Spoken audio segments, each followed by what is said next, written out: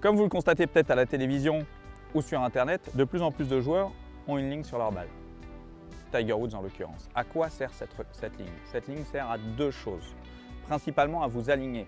Dès l'instant où vous avez lu votre putt et que vous êtes déterminé sur la direction à avoir, vous devez aligner votre balle vers l'endroit où vous souhaitez aller et vous n'avez plus qu'ensuite à mettre dans l'axe de la ligne du putter, si vous en avez une. D'accord? Donc ça, c'est la première chose très importante avec cette ligne. Cette ligne est aussi un outil pédagogique. Elle va vous permettre de savoir si votre mouvement de putting est bon et si votre roule de balle est bonne. Par exemple, j'ai une tendance à couper la balle.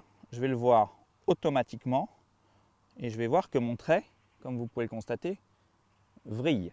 Par contre, si mon mouvement est plus juste, plus efficace et que ma face de club arrive square par rapport à mon chemin à l'impact,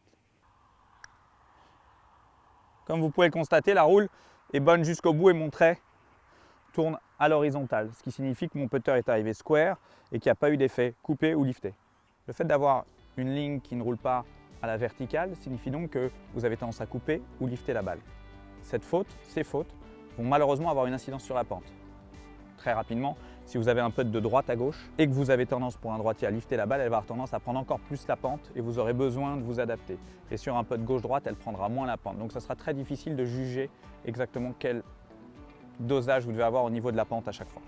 Vous savez maintenant à quoi sert ce trait sur la balle. En 1, à vous aligner et en 2, à avoir un retour sur votre mécanique, à savoir si elle est juste ou pas encore assez.